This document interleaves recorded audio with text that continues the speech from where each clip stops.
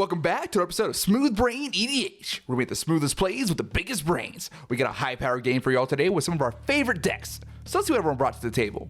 First up is Ethan on Urza, Chief Artificer. This Esper deck is focused around artifact creatures, hoping to build a robot army to exterminate his opponents. Next up is Chandler on Old Gnawbone. This mono-green deck is a creature stompy deck, using Gnawbone's ability to generate a ton of mana to slam threat after threat onto the board. Our third player today is Seth on Rashmi, Eternity's Crafter. This is a Simic control deck, using Rashmi to gain card advantage by interacting on opponent's turns. Last is Cameron on Jaxis the Troublemaker. This mono-red deck is focused on making copies of powerful creatures using Jaxis and her activated ability. We're about to hop right into the game, but before that, go and give us a like, subscribe, and ring the notification bell so you don't miss any of our new content. We have links to our social media, public Discord server, Decklists, and our Patreon in the description. We're partnered with Dragon Shield. Check out our affiliate link in the description if you're looking to pick up any sleeves, deck boxes, or playmats, and use code SMOOTH5 at checkout for 5% off your order. We're also partnered with Inks Gaming. Our affiliate link is also in the description if you're looking to make any custom playmats. Now, onto the gameplay. Looks like Cameron wins the die roll. He'll play a mountain and pass. Ethan will play Ancient Den and pass. And then Chandler will play a forest into Findhorn Elves and then pass to Seth. And Seth will just play Bark Channel Pathway and pass to Cameron. On to turn 2, Cameron starts off with a Great Furnace, then he'll tap for 2 and cast Prismatic Lens and then pass to Ethan. He'll play an Island and then cast Demir Signet and then pass to Chandler, who starts off with another basic forest, then he'll tap for 2 and cast Emerald Medallion. This now lets him tap his Findhorn Elves to cast Sakura Tribe Elder, and then he'll pass to Seth. Seth will start off with a basic island, and then he'll tap for 2 and cast Baral, Chief of Compliance. The turn is then passed to Cameron, and he'll play a Wasteland as land for turn, then he'll cast Captain Lannery Storm. He'll then move to combat and swing for 2 at Seth, and a treasure token is created off of the attack trigger. Now Seth is aware of the magic treasure shenanigans that Cameron can pull off, so he chooses not to block and he'll take 2. Now moving to post-combat, Cameron will cast Containment Construct and then pass the turn to Ethan.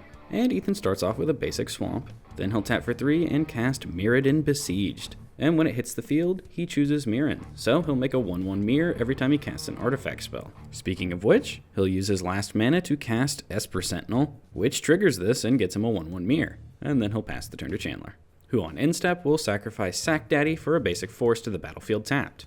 Then we'll move to his turn, where he plays a Mosswort Bridge as land for turn, and he'll hide away a card. Then after this, he'll tap for 4 and cast Tendershoot Dryad. Then he'll pass the turn to Seth, and on upkeep, he gets a 1/1 Sapperling. Then let's see what Seth does. He'll tap for 2 and cast a Cultivate. Ethan's Esper Sentinel will trigger, and Seth can't pay, so he'll draw a card.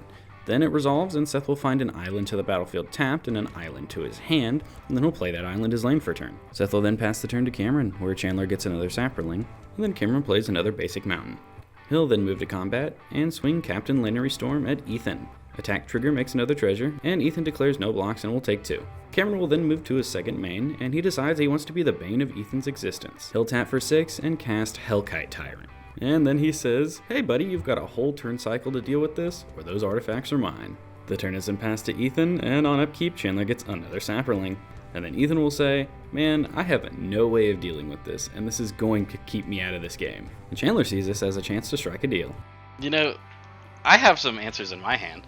But Ethan won't listen, and he'll play a land, Mistfault Bridge. He'll then cast Talisman of Dominance and create a 1/1 mirror, and then he'll cast his commander, Urza, Chief Artificer.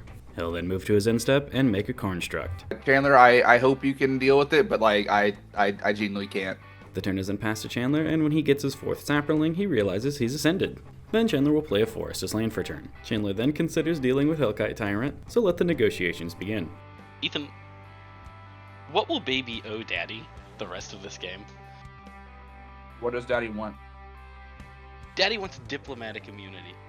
And while true diplomatic immunity was not achieved, Chandler and Ethan did strike a deal where Chandler would deal with Hellkite Tyrant in exchange for a very one-sided alliance. Essentially, Chandler just doesn't want Ethan to bother him or his stuff this game, but if Ethan does happen to assemble a combo or a winning board state, you know, what's fair is fair. And of course, if they get into a 1v1, the deal is completely off. So Ethan will gladly accept this deal, and Chandler will tap for 2 and cast Kenrith's Transformation and pay the 1 on Hellkite Tyrant. Chandler will then move to combat and immediately forget about Summoning Sickness and swing 2 3/3s at Seth and 2 3/3s at Cameron. One of those shouldn't be able to swing this turn.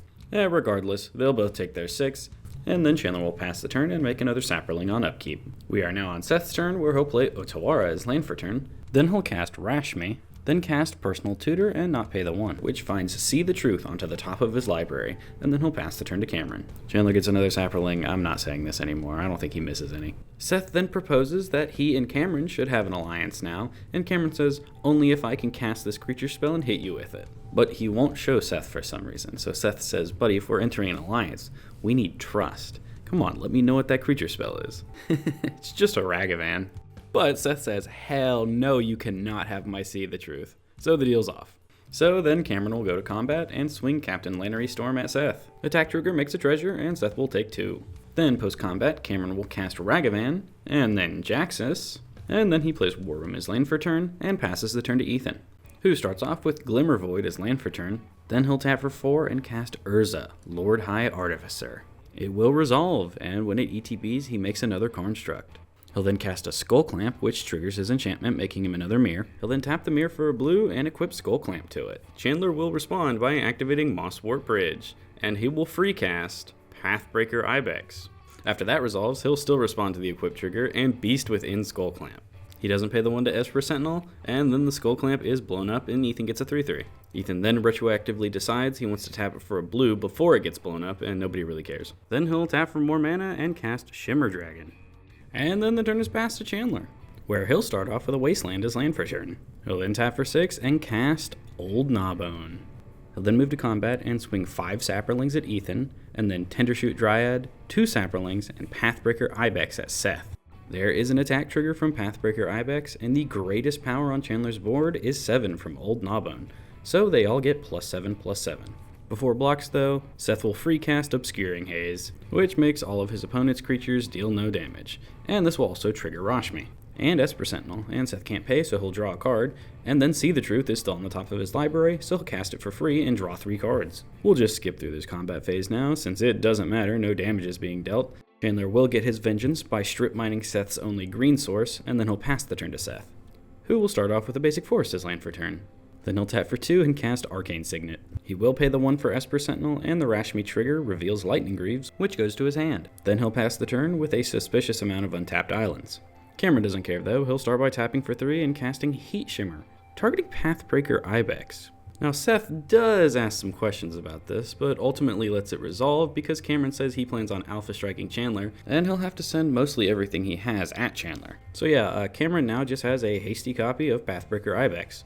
It will go away on end step, but that's okay because he's going to activate Jaxis to make another hasty copy of it.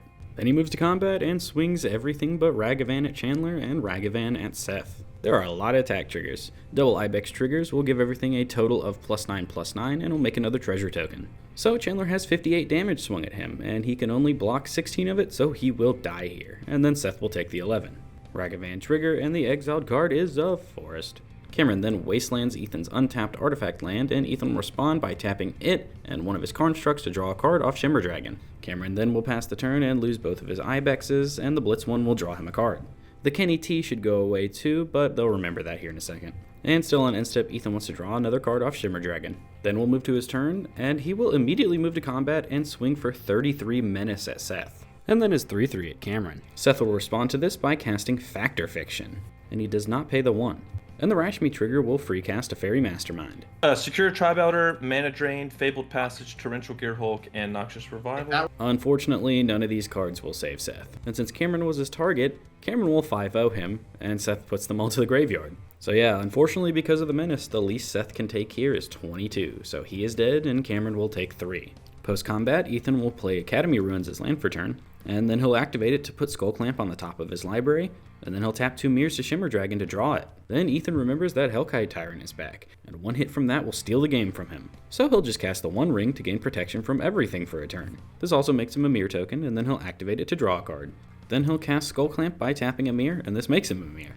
He'll then tap that 1 for a blue, and then use that blue to clamp it and draw 2 cards. He'll then cast Foundry Inspector and make another mirror, and then do the clamp trick to it to draw 2 more cards. He'll then tap the Inspector for a blue to cast Emery Lurker of the Loch, and he'll mill 4 cards. Ethan will then pass the turn, and he makes another construct, and let's see if Cameron can get out of this. He starts off with Dockside Extortionist, and after a quick count, he'll make 17 treasure tokens. Then he'll cast Mana Geyser and float 6 mana.